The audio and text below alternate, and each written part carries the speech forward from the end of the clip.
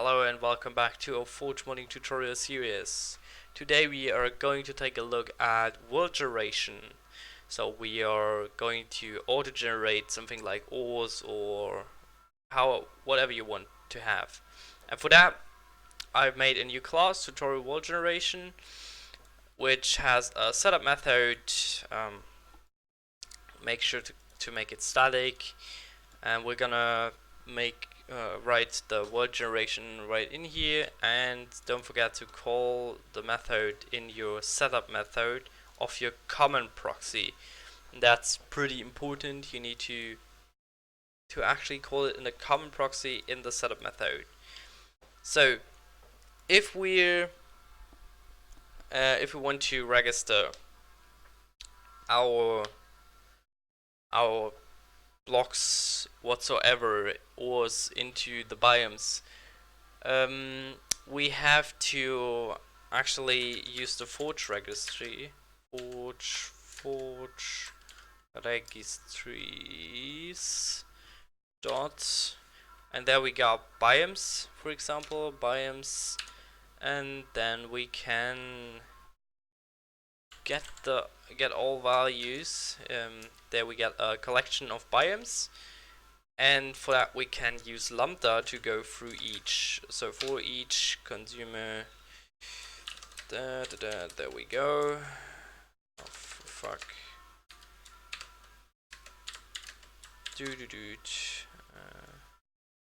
Biome, we call that biome.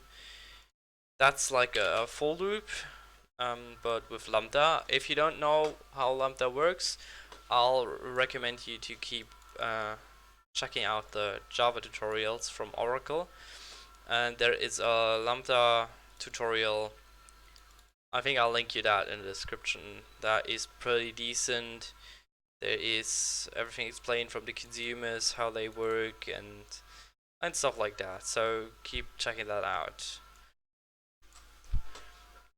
So let's get back to our ore generation. Now we can add features to the biomes. For example, you can sort out a specific biome. If you only want it to be generated in a specific biome, then you can, for example, filter it. Is that no? It's not possible, but you need to make it a stream, yeah, and then you can filter it, something like that. You could, I don't know, biome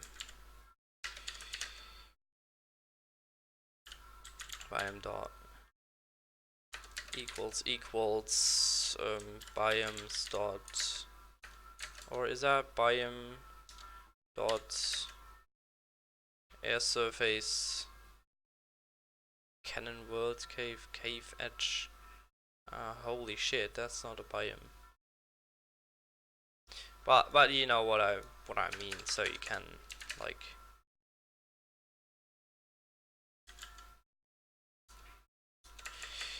you can check, for example, the display name and then filter it after that. That would work theoretically. But now we want to generate some ore in every biome. And for that we add a feature, boom. For at first we need a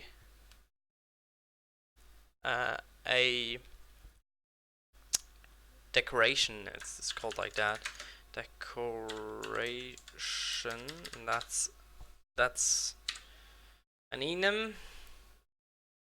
And there we define what it is for. Is it decoration? Is it ore? Is it structure?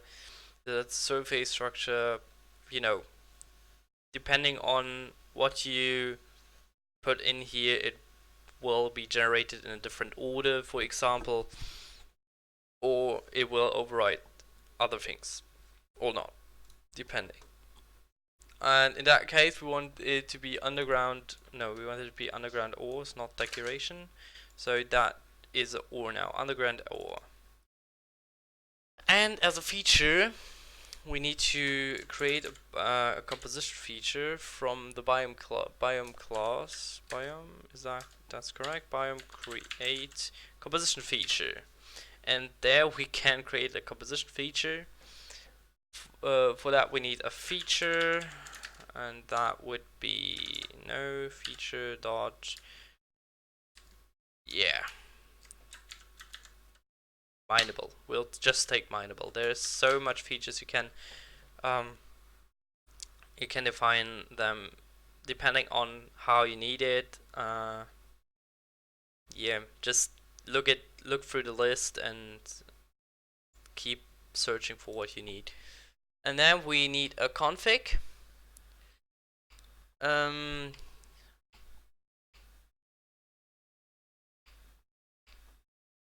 There are several config versions. We use the new mineable config, which actually uses predicate that is to check whether or not the block is valid to overwrite.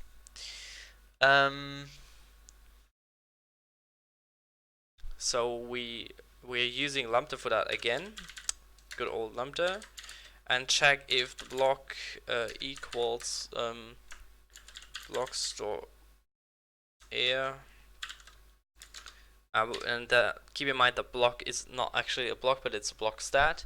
So we need to get the default stat of the specific block we want to execute, or we want to replace in that case. And then we want to put in a block stat, iBlock stat, which is actually the stat of our own block, which means tutorial blocks.tutorial, and then we got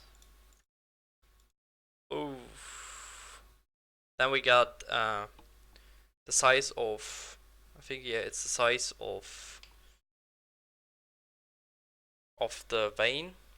So we'll take 12 for that, and then we need base placement in, which is, for that we got the biome.count range. That is the range in which it is placed. Biome.count range, base placement range.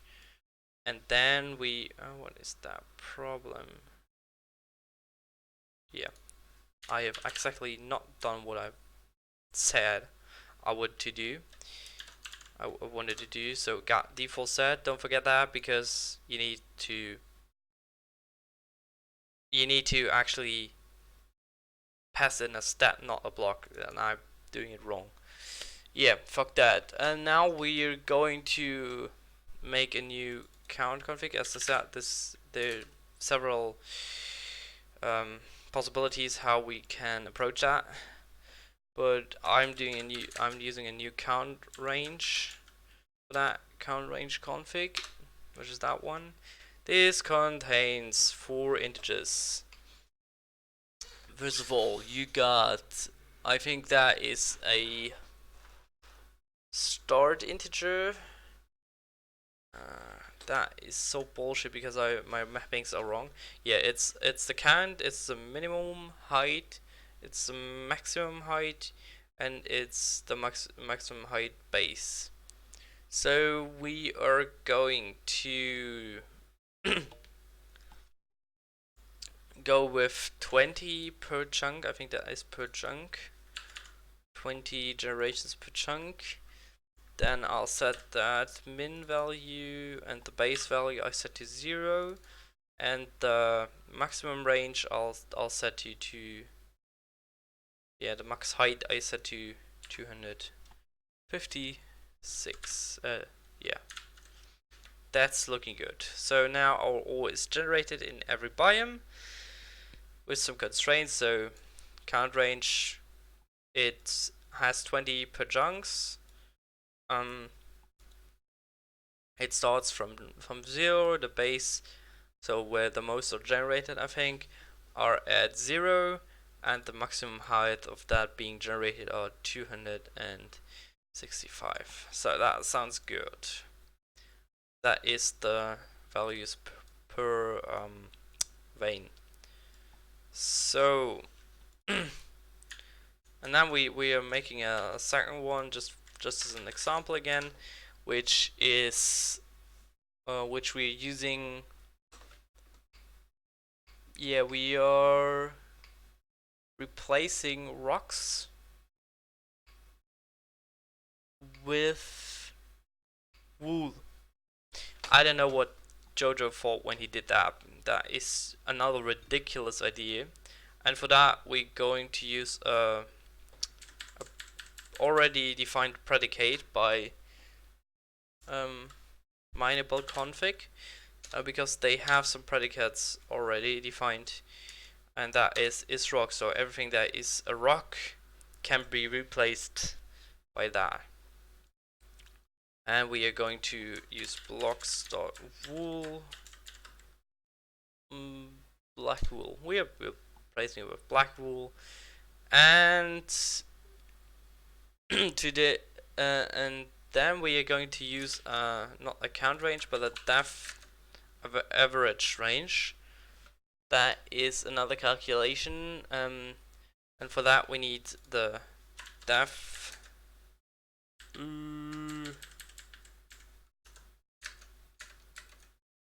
a new depth average config. Depth average config. There we go. This only contains 3 integer values, and again we're going to take a look at it, which is a count, an average height, and a height spread. Yeah, so pretty self-explanatory. So you get a count of how much those are generated, then you got an average height on which they are generated, and then you got the height spread. So this is actually, I think, the how the height like differentiates from the average height. So you have the average height, and then you go down the height spread and up the height spread. So that's pretty simple. So, and for that we're going to make 20 again. Then we are starting at, I think it's 48, and the spreads are 60 in each direction. That sounds good. Not killing all that stuff. So now this should generate our blocks. So this is quite complicated, but it is pretty compact. Don't forget feature, composite feature, decoration, config for mineable config in that case, then a count range or a depth average, and then you can, yeah, there's some more I think. So there's base placement. Those are all base placements. You can use them all if you want to, and yeah, you can use the according